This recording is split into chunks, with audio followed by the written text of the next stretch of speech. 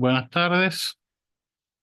Eh, Vamos a comenzar a continuar, digamos, con eh, el libro de Alfredo Edelstein, El grafo del deseo.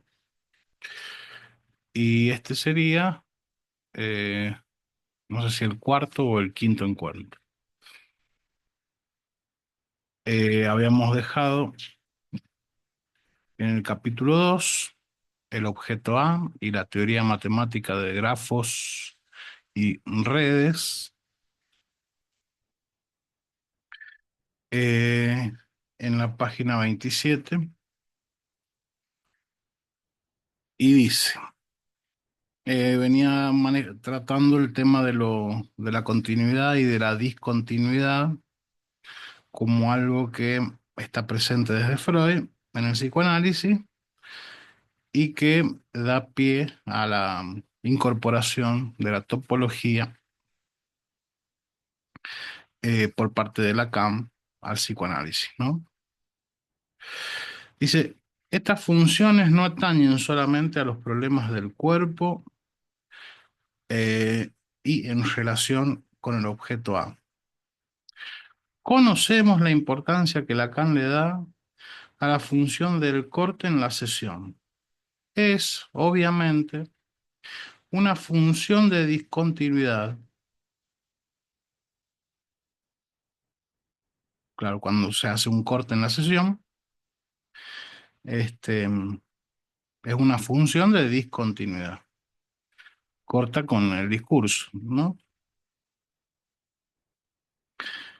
Eh, Empecemos por la pregunta más ingenua, que suele ser la mejor. ¿Pero acaso los no lacanianos no cortan la sesión? Bueno, sí, también la cortan. El problema es el buen corte. Mm. ¿Cómo concebir un buen corte? Este problema lo plantea Lacan, a Freud se le escapó. Si el análisis en su estructura es finito, entonces el psicoanálisis como tal implica el buen corte. Es decir, hay corte y es practicable. Saben ustedes que para Freud, en cambio, no es del todo así. Para Freud el análisis no podía terminar sino en un impas. En francés, impas quiere decir callejón sin salida. La angustia de castración para el hombre y la envidia del pene en la mujer. Em, bueno, está diciendo que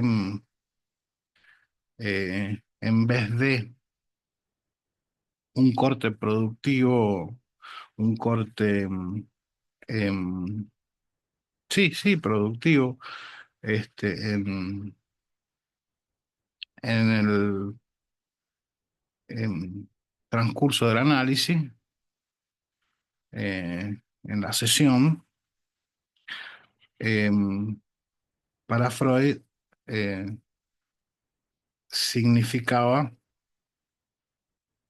en realidad, no había corte que produjese alguna nueva em, continuidad posterior, sino que em, a lo que máximo que podía aspirar el eh, analizante era a llegar a un impas donde se manifestaban para el hombre la castración, la angustia de castración y la envidia del pene en la mujer, ¿no? Y a esos serían impases, callejones sin salida. A mí me parece, si Eidelstein, que la forma que Freud tiene de concebir el callejón sin salida es totalmente borgiana, es sin salida porque es infinito. El problema del análisis finito o infinito tiene entonces directa relación con la concepción que se tenga de la función de la continuidad.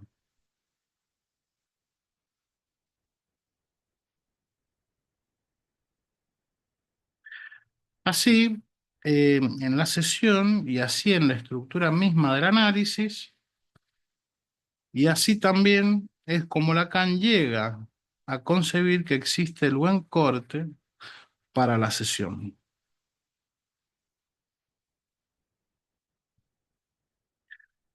Habrá buen corte de sesión en la misma medida en que hay un buen corte en psicoanálisis.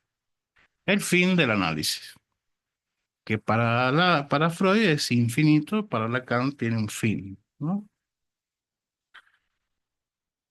¿Cómo concebir, perdón, tiene un fin para las estructuras clínicas, para la clínica de la extracción del objeto A, digamos, ¿no?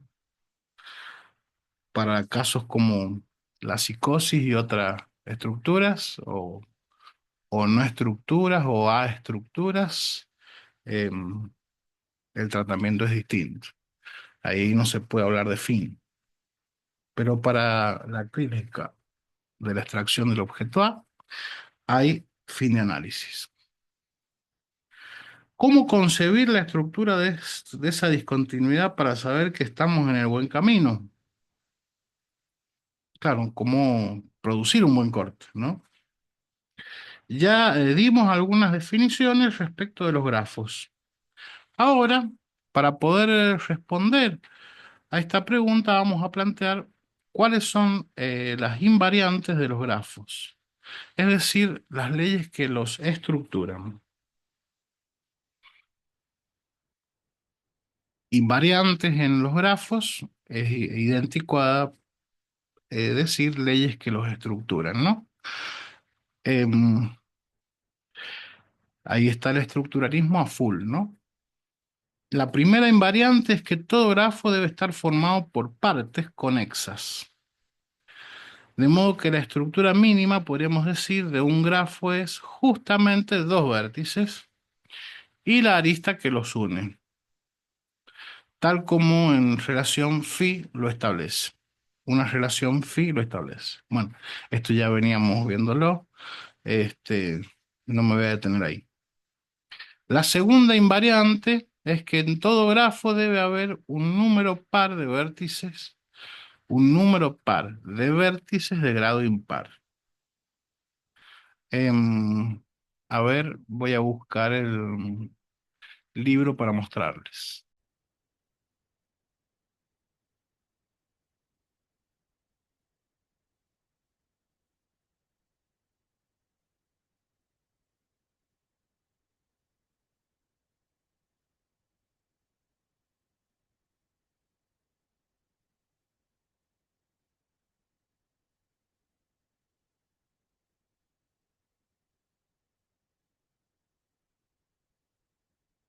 Bueno, la segunda invariante es que en todo grafo debe haber un número par de vértices de grado impar. Tenemos el grafo de los puentes de Kongsberg acá y podemos constatar que hay un número par, uno, 2, 3, 4 de vértices, uno, 2, 3, 4, cada uno de grado impar. ¿Y cuál era el grado? Era la cantidad de aristas que salían o llegaban al vértice. El vértice este tenemos una, dos, tres aristas. El vértice 5 tenemos una, dos, tres, cuatro, cinco, grado impar, grado impar. El vértice es este uno, dos, tres, grado impar. Em, y este también, grado impar, uno, dos, tres. Entonces, la segunda invariante es que en todo grafo debe haber un número par de vértices de grado impar. Pero volvamos atrás por un momento. ¿Por qué les estoy dando las invariantes de los grafos? Partimos de lo siguiente, si la estructura de la clínica psicoanalítica es la del caso por caso, ¿cómo hay algo que sirve para todos los casos? El psicoanálisis. Eh, Podríamos decir el grafo del deseo, ¿no? En el grafo del deseo eh, entran todos los casos eh, con los que uno o varios psicoanalistas se encontrarán, ¿no? No puedo dejar de hablar grave y se me estropea la voz. Em, entonces,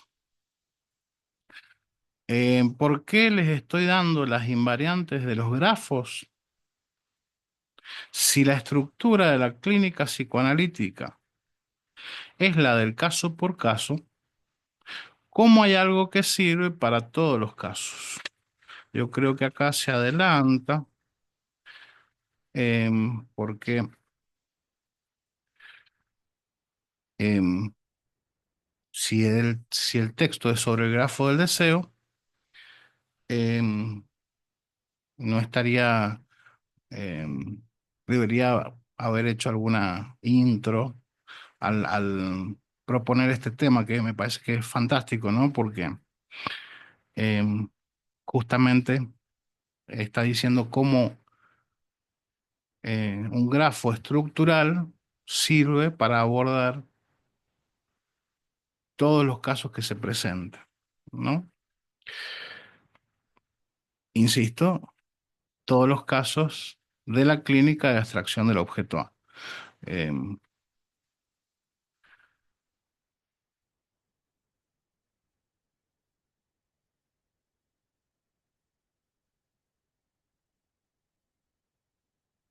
Dice, y en la misma dirección, si la clínica psicoanalítica es de la índole del caso por caso, ¿qué sentido tiene que estemos nosotros aquí todos juntos? Si cada caso que atendemos estará estructuralmente condenado a no coincidir con ningún otro caso de ningún otro colega, y ni siquiera con otros casos nuestros. ¿Cómo se organiza, se dinamiza y progresa el discurso del psicoanálisis? Otra vez, ¿por qué son importantes los grafos? Es crucial que comprendan que aún hay grafos que nadie ha inventado y que en consecuencia habrá siempre nuevos grafos para poner en circulación, ya conocemos invariantes de su estructura. Claro, las nuevas propuestas estructurales que vayan apareciendo, ay, me embola tener que estar pendiente de la voz. Las nuevas estructuras que pueden ir apareciendo como propuestas eh, teóricas de abordaje de casos, em, ya tienen una serie de reglas que cumplir, ¿no? Dice, ¿recuerdan la indicación de Lacan en función y campo de la palabra para los analistas? Ahí Lacan nos propone entrenarnos haciendo crucigramas.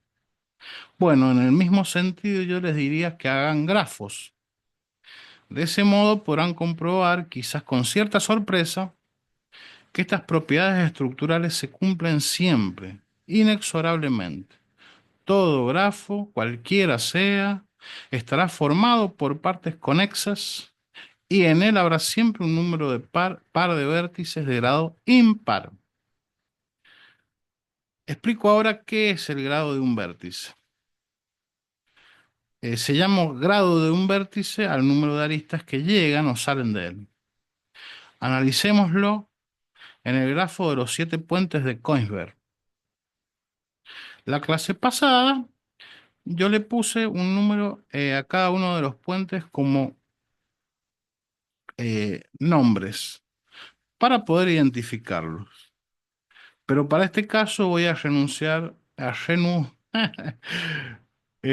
renumerar, o sea, numerar de nuevo el grafo. Bueno, ¿qué es esto que les estoy mostrando yo? Mm, ahí bajo el tono, ¿eh? Em, mm,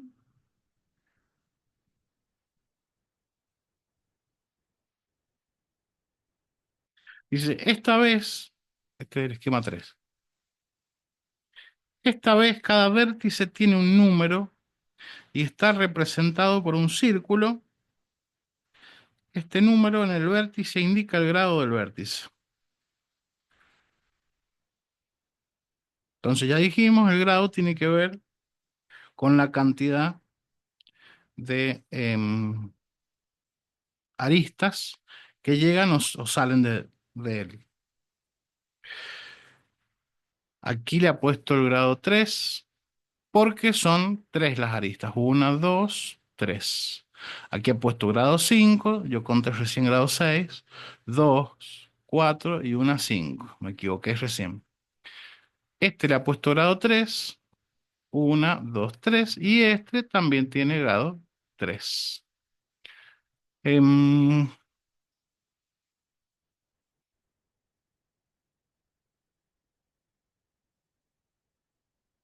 y si tenemos entonces 3 vértices de grado 3 y un vértice de grado 5. O sea, son todos vértices de grado impar. ¿Cuántos vértices de grado impar hay en este grafo? 4. En consecuencia, se confirmó la ley. Número par de vértices de grado impar. Pasemos a la tercera invariante. Los grafos que pueden recorrerse completos de una sola vez y sin repetir trayectorias son los grafos que tienen solo vértices de grado par.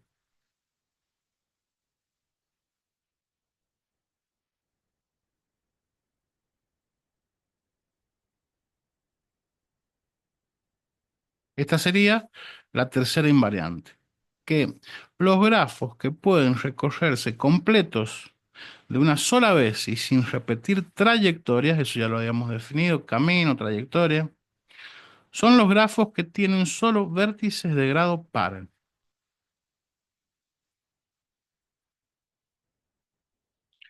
Les advierto que todas estas invariantes implican no tomar en cuenta los lazos o bucles, porque si no, no les va a dar la cuenta. No tomando en cuenta, entonces, los lazos o los bucles, la red 1, 2, 3 se puede recorrer de forma completa siguiendo este camino. 1, 2, 2, 3, 3, 2, 2, 2, 2, 2, 2, 1. Entonces vamos a buscar la red 1, 2, 3,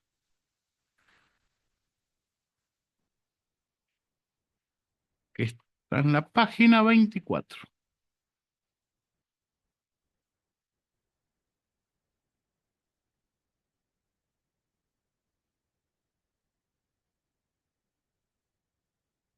Entonces nos plantean que la red 1, 2, 3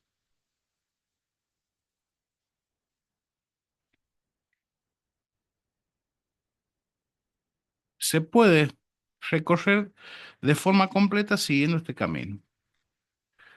Em, Esto es teniendo en cuenta que los grafos que pueden recorrerse completos de una sola vez y sin repetir trayectoria son los grafos que tienen solo vértices de grado par.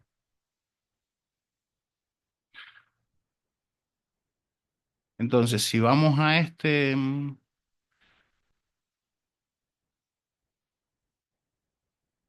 tenemos uno, dos vértices. En el nodo, perdón, en el vértice uno tenemos una, dos aristas. En el primer 2, en el primer vértice 2 tenemos una, dos, tres, cuatro aristas de grado 4. Em, en el vértice de 3 es de grado 2 porque tiene una arista que llega y otra que sale. Em, en el segundo 2 tenemos un vértice que tiene em, el mismo grado que el 2 primero, ¿no? Tenemos una, dos, tres, cuatro aristas, por lo tanto es grado 4. Grado 4, grado 4, grado 2, grado 2. ¿Mm?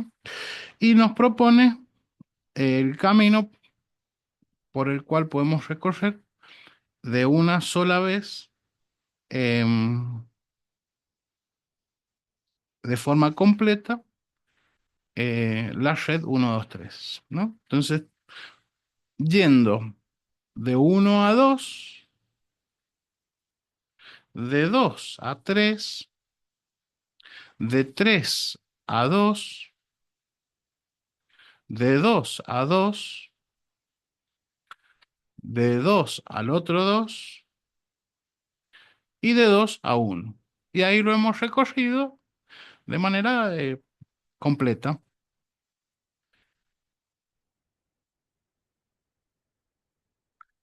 Y se ha cumplido que los grafos que pueden recorrerse completos de una sola vez y sin repetir trayectorias, eso es lo importante que hemos hecho, no hemos repetido ninguna trayectoria, son los grafos que solo tienen vértices de grado par.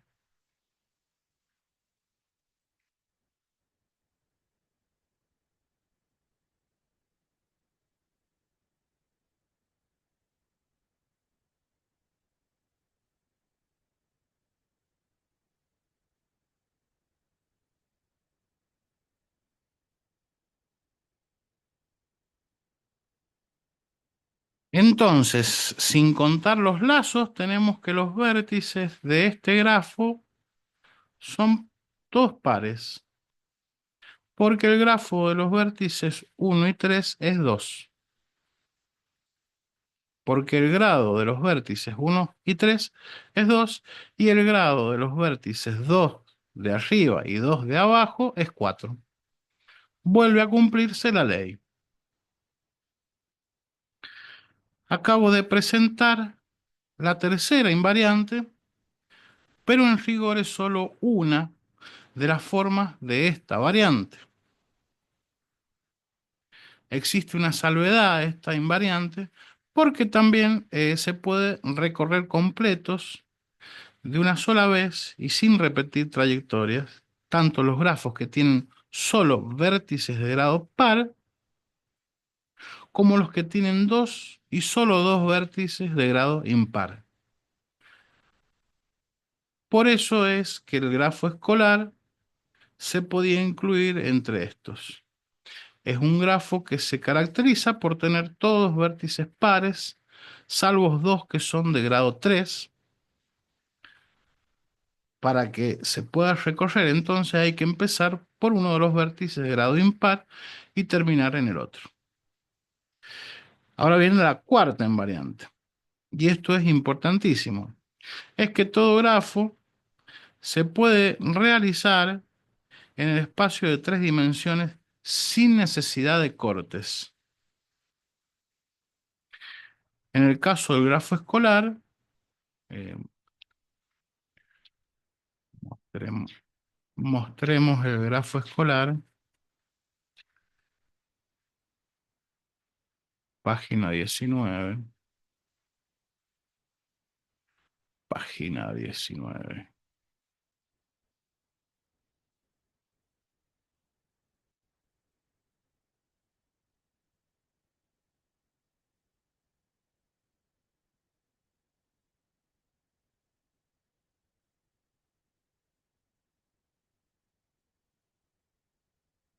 Este era el grafo escolar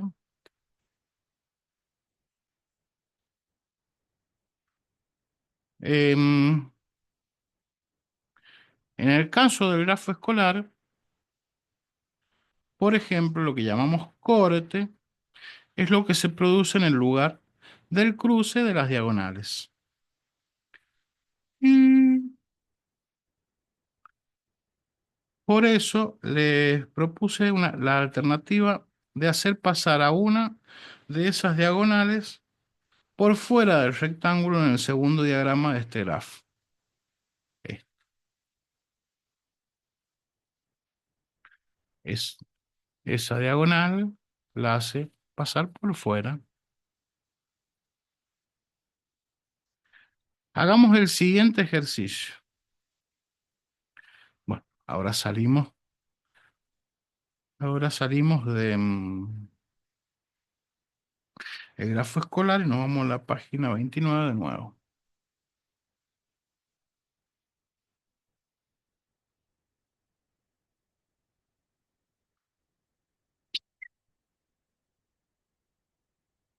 Hagamos el siguiente ejercicio.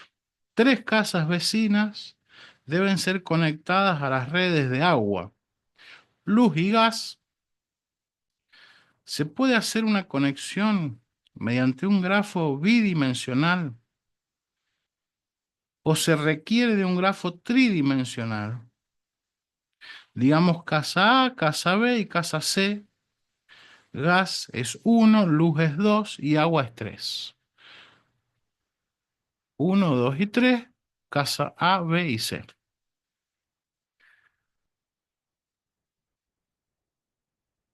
No se puede, debe ser tridimensional. Observar el problema en la conexión de la casa A con la red 3, que ahí lo ha marcado.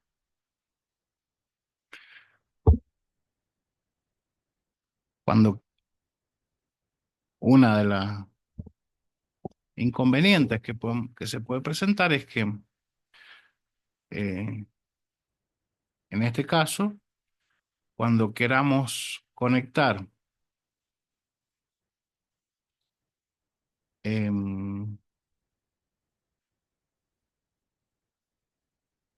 3 con A, inevitablemente vamos a atravesar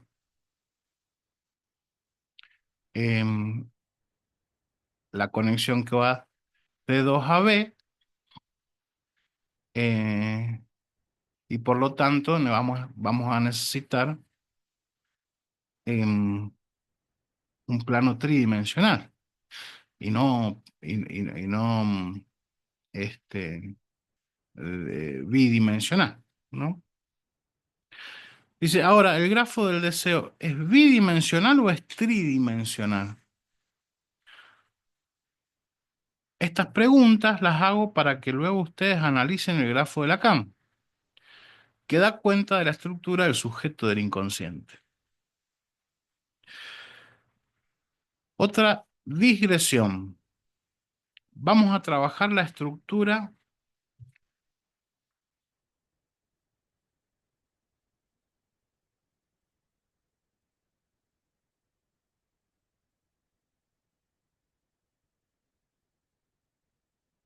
Qué lástima, no vamos a poder terminar tampoco hoy.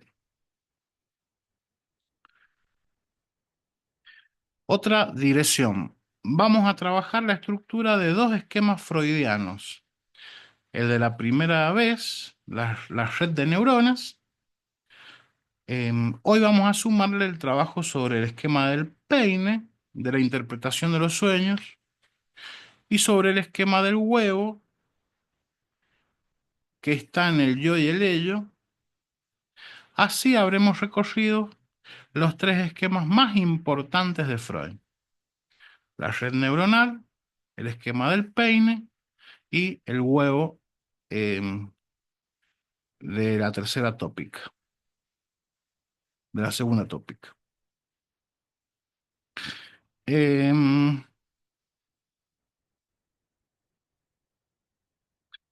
el esquema del peine lo propongo justamente con una estructura distinta de la red de neuronas.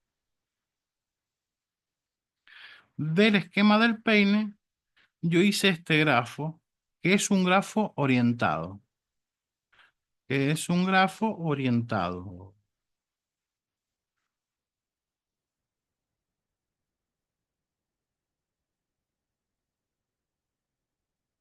Este. Y que estructuralmente hablando es igual a este. O sea, estos dos estructuralmente son idénticos. Tengo que conseguirme em, el programita que modifica el cursor del mouse para que sea más visible cuando señalo. Entonces, del esquema del peine, bien, que son estructuralmente idénticos. Em, Dado que las líneas verticales no cumplen ninguna función, estas líneas no cumplen ninguna función, su altura pueden ser tranquilamente puntos.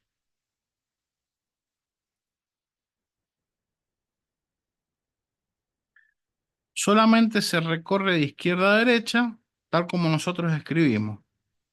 Me importa mostrarles, me importa mostrarles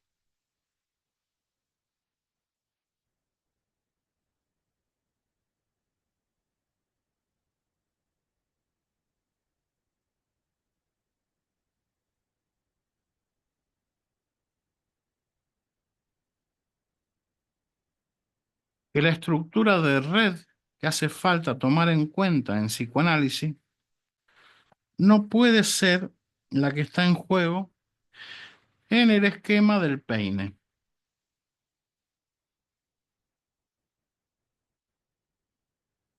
Precisamente por el problema de que el esquema del peine es unidimensional.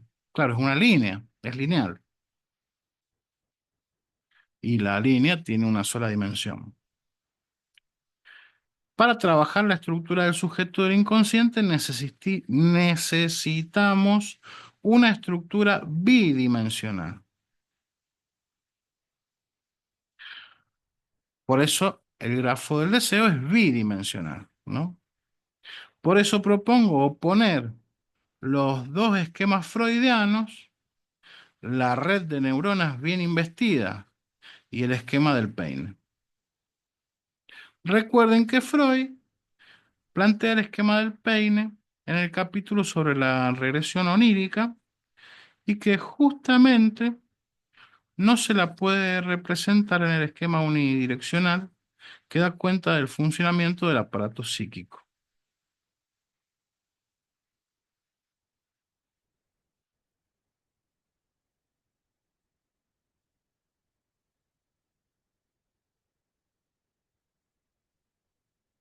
En relación con esto, hay un problema en la lectura que se hace del S1 y S2 de Lacan. Me parece que habitualmente se lee como un grafo de dos vectores y una arista.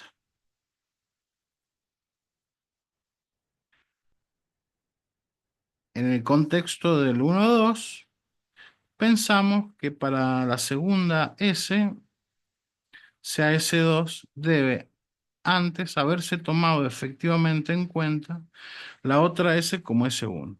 A mí me parece que se lee así, como el esquema del peine, y que se lee como un grafo con la estructura del esquema número 5, como el esquema del peine. Bien, sería S1, S2. Y sí, un vector para acá y un vector para allá, ¿no? Y eso es un error, dice acá Eiderstein, ¿no? A este error conviene pensarlo en relación con otras teorías. Tanto la noción de cadena en teoría de grafos, cuya definición ya di, como la de linealidad en la lingüística de Saussure no alcanzan para concebir la noción psicoanalítica de cadena significante. Ni la noción de cadena en la teoría de grafos,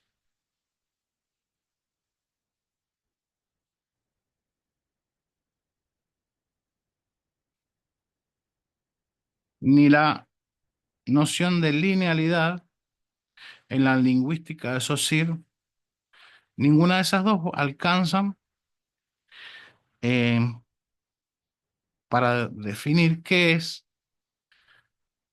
cadena de significante en Lacan.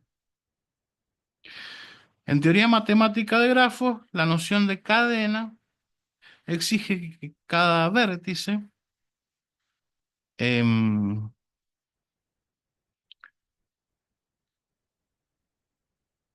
al que arriba la arista debe ser distinto. En teoría matemática de grafos, la noción de cadena exige que cada vértice al que arriba la arista debe ser distinto. No se pueden repetir vértices. En consecuencia, allí es imposible representar la repetición. En la concepción que de Saussure es impensable el inconsciente como la otra escena.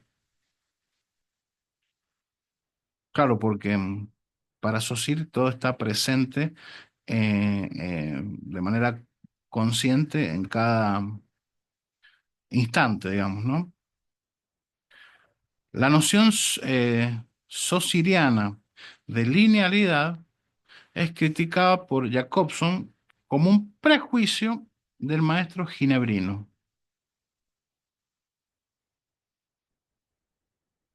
Tomemos una cita muy conocida, pero que no se toma del todo en cuenta.